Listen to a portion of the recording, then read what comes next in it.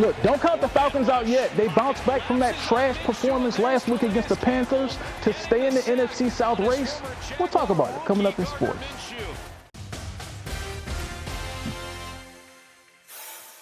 The Falcons still have a little bit of an uphill climb to make the playoffs, even after a dominant 29-10 win over the Colts yesterday. But regardless, it was still nice for fans to see a complete team win over a pretty good Colts team. Taylor Heinicke did a nice job of executing Arthur Smith's ball control offense by making smart throws and not making silly decisions. Tyler Algier, Bijan Robinson, and Cordero Patterson had the running game on lock. 177 yards rushing. It might have been one of the best performances of the season, and the players were pretty lit after the game. I think the last couple of times, Taylor was in there. I don't know, it could have been pressure or anything like that, but I think this whole week, he came out there with some swag. When music was playing, he was just bobbing his head, just chilling, while he was dishing the ball to all the receivers. I thought we played a really clean game. Try to get the ball in my hands quick, let those playmakers do their thing. Obviously, you want to kind of punch it in a little bit more when you get down there, but a win's a win, so we're happy with it.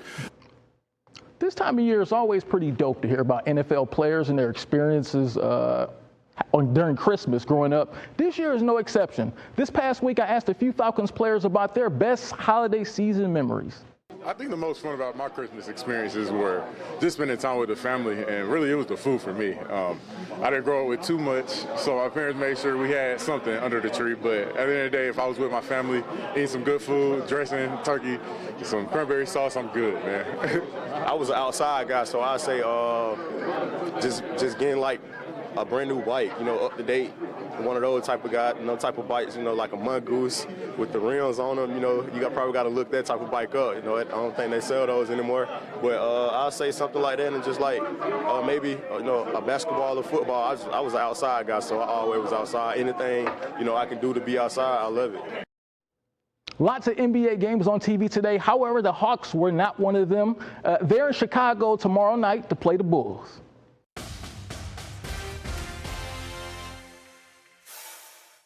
In just a few short weeks, NFL players will report to training camps all across the country, so most of them will be squeezing in those summer camps here in July.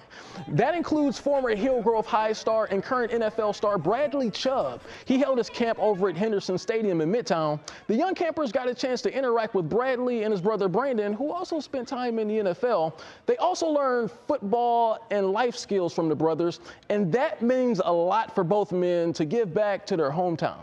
I tell the story all the time. My dad used to take us to UGA football camps, and being around those college guys, you see Sean Marino and Matt Stafford while they're in college, and you shaking their hands and stuff like that. So, and then you come out here now, and it's kind of like the kids are looking at you how you looked at those other guys as well. So it's dope to see stuff come full circle, man. And I just want to be that light in people's lives. But then too, just to get mentorship, get around people who look like them, black males who come from Atlanta, Georgia, who are now successful in their own right. And these kids can do the same thing. It just takes the right person to believe in them, the right opportunity, the right chance.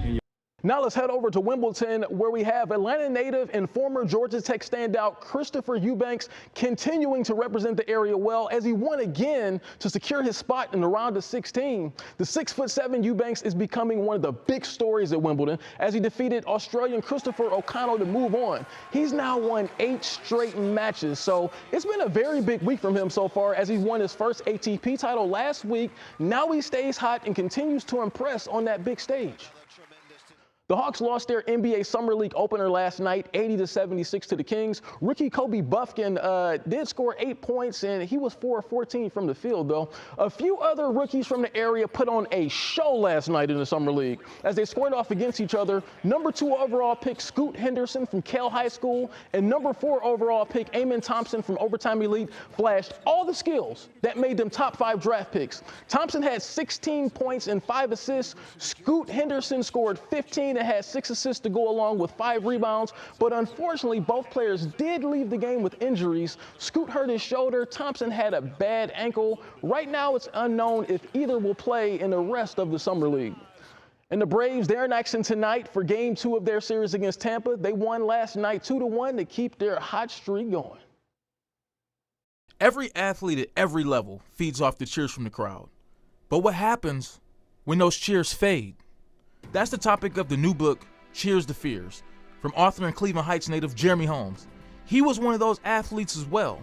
After a successful playing career that peaked at the University of Pittsburgh, during his senior year, the anxiety began to build. Playing the game for so long, and you finally get to that senior season in college, it starts before the season starts because you know that the inevitable is going to happen.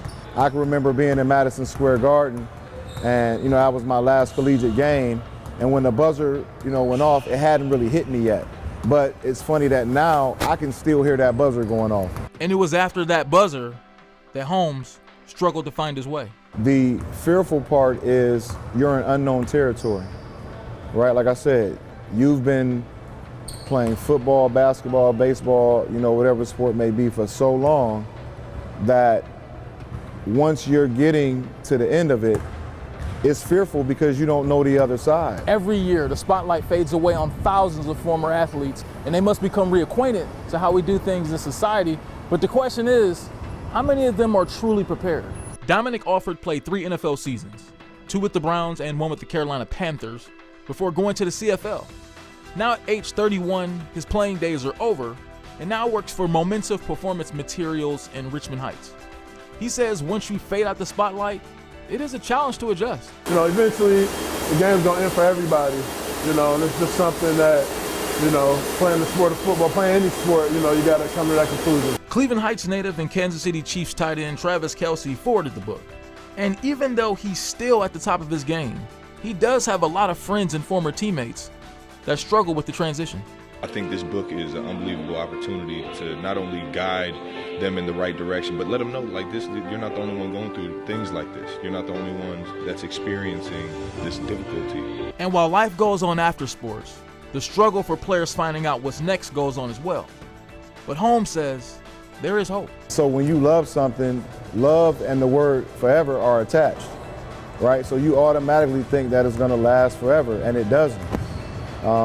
The beautiful part is that you can find, other avenues to replace that forever, but the love never goes away. Those feelings never go away.